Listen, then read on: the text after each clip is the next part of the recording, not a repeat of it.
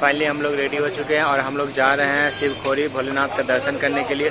और रास्ते में जितने भी टेंपल आएंगे, मंदिर, सभी को मैं दर्शन कराऊंगा और उनके बारे में बताऊंगा और सारी डिटेल मैं डिस्क्रिप्शन में दे दूंगा। तो चलिए मैं आपको वीडियो दिखाता हूँ।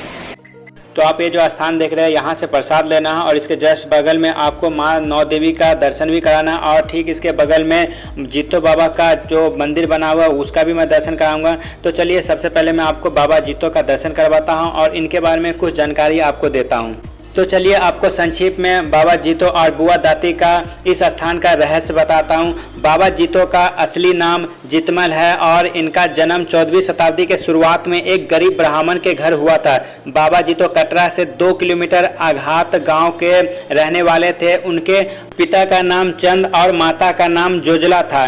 कहते हैं कि बाबा जीतो के माता पिता निसंतान थे, लेकिन माता जोजला भोलेनाथ का परम भक्त थी। तो एक दिन भोलेनाथ ने उनको दर्शन देकर वर मांगने को कहा। तब माता ने एक संतान का वर मांगा। तब भोलेनाथ ने उन्हें एक संतान को प्राप्ति का वर भी दिया और 14वीं शताब्दी के शुरुआत में बाबा जीतो का उनके घर में आगमन हुआ।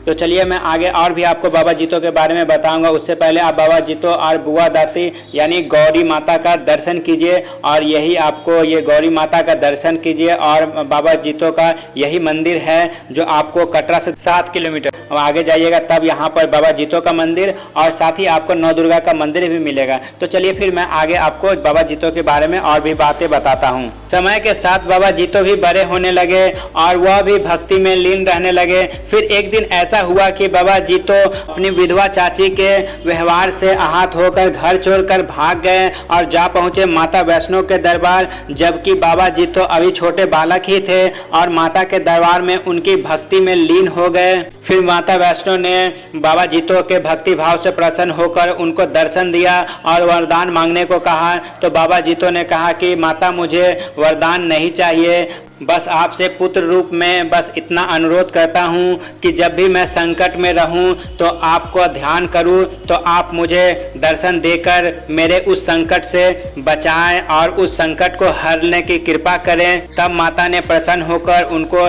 इस अनुरोध को स्वीकार किया। फिर समय बीतता गया। फिर इनका विवाह एक ब्राह्मण कुल की मायावती से हुआ।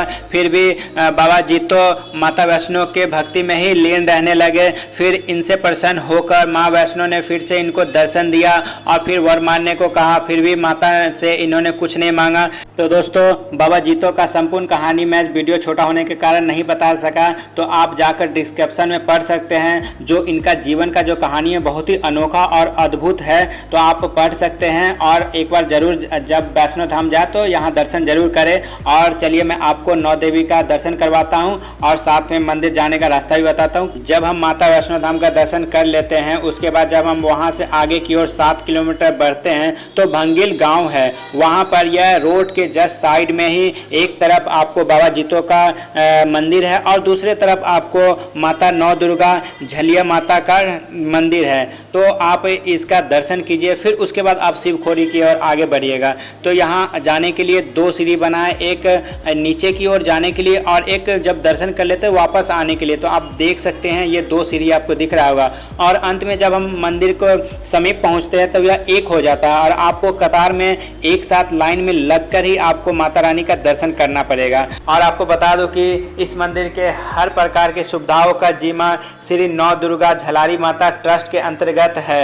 और आपको यह भी बता दो कि इस ट्रस्ट के जो भी मेंबर होते हैं वह इस मंदिर का साफ सुथरा से लेकर जितने भी यहाँ भक्तगण जाते हैं माता रानी का दर्शन करने के लिए उनको अच्छी तरह से दर्शन कराना, लाइन में दर्शन कराना, किसी प्रकार का भक्तगण को दिक्कत ना हो, सभी प्रकार का निगरानी रखते हैं। और यहाँ आपको ये भी बता दूं कि कैमरा भी लगा हुआ है, तो आपको यहाँ पर किसी प्रकार का कोई दिक्कत भी नहीं होता है। आप अच्छे से दर्शन भी माता रानी का कर सकते हैं। बस आप सभी जितने भी श्रद्धालु जाते हैं उनसे छोटा सा अनुरोध है कि यहाँ जितने भी बंदर महाराज है उनको किसी प्रकार का लालच देने की कोशिश नहीं कीजिएगा, नहीं तो आप पर उछल कूद कर आपको क्षतिग्रस्त कर सकते हैं। और ये जो आप देख रहे हैं कि मिट्टी में कितने सारे सिक्के आपको नजर आ रहे होंगे, यहाँ जितने भी श्रद्धालु आते हैं अपने मन से जो भी मनोकामना होता है वो मांग कर यहाँ पर 1 रुपया या 10 रुपया का जो भी सिक्के होते हैं वो यहाँ पर स्थापित कर देते हैं ताकि माता रानी के पास में उनका अर्जी चले जाए और माता रानी उन सभी का मनोकामना पूरा कर दे। और मैं आपको एक बात बता दूं कि यहाँ यहाँ जो ट्रस्ट है श्री नौ दुर्गा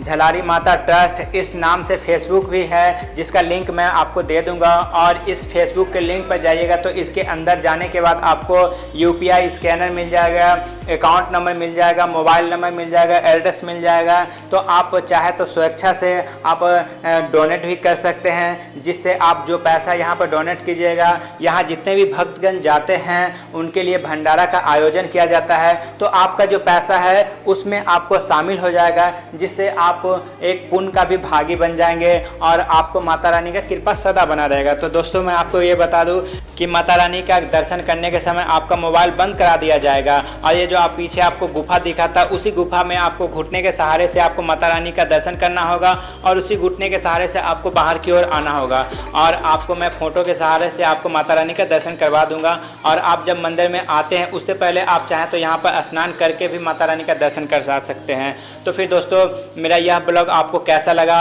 और इस वीडियो में मैंने बाबा जीतो का कहानी बताया और नौ दुर्गा माता का कहानी बताया। तो फिर दोस्तों आप अपने कमेंट के माध्यम से ज़रूर बताइएगा यह वीडियो कैसा रहा, और फिर मिलते हैं किसी नेक्स्ट ब्लॉग में। तो माता रानी का दर्शन कीजिए। जय माता दी, जय हिंद।